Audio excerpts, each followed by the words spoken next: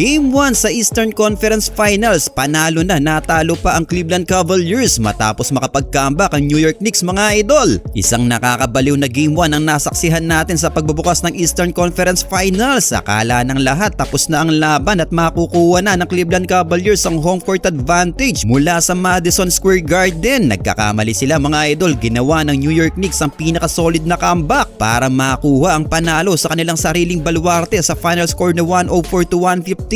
Sa unang tatlong quarters halos kontrolado ng Cavaliers ang laban. Nagpakawala ng matinding opensa si Donovan Mitchell na nagtapos ng 29 points, 5 rebounds at 6 assists. Sinabayan pa ito ng solidong laro ng veteran star na si James Harden na nagambag rin ng 15 points at 6 assists. Pati na rin si Evan Mobley na nagtala ng halimaw double-double, 15 points at 14 rebounds. Nagambag rin si Jarrett Allen na may 10 points at 7 rebounds habang nagdagdag si Max Strus ng 8 points. Pagdating sa fourth quarter under 8-minute mark, umabot pa sa 22 points ang kalamangan ng Cavs mga idol. Para sa marami, tapos na ang boxing at hinihintay na lang tumunog ang final buzzer. Pero dito na nangyari ang hindi inaasahan mga idol. Biglang nagiba ang ihip ng hangin at gumawa ng makasaysayang 28-3 run ng New York Knicks. Halos hindi na nakapuntos ang Cleveland Cavaliers sa stretch na ito mga idol. Parang nalagyan ng takip ang ring para sa Cavs. Samantalang bawat tira naman ng New York Knicks ay nagiging ginto. Sa halip na sumuko, nag-step up ang physical defense ng Knicks at sinuportahan pa sila ng napakaingay na crowd ng Madison Square Garden na nagbigay ng napakalakas na enerhiya. Ang sipag sa depensa at ang sunod-sunod na forced turnovers ang naging pinakamalaking susi sa pag-ahon nilang ito mga idol. Nagkaroon sila ng kabuuang 21 turnovers ang Cavaliers sa buong laro na naging dahilan para makakuha ng 28 points ang Knicks mula sa pagkakamaling ito. Isang napakalaking momentum shift ang nangyari dahil hindi kinaya ng Cavs ang pressure ng physical defense ng Knicks sa endgame. Pero sino nga ba ang nag-step up sa solid comeback na ito? Siyempre nanguna dyan ang star point guard nilang si Jalen Brunson. Si Brunson ang naging absolute anchor ng opensa ng Knicks na bumuhat sa kanyang kupunan sa pamamagitan ng pagkamada niya ng 38 points, 5 rebounds at 5 assists sa loob ng nakakapagod na 46 minutes.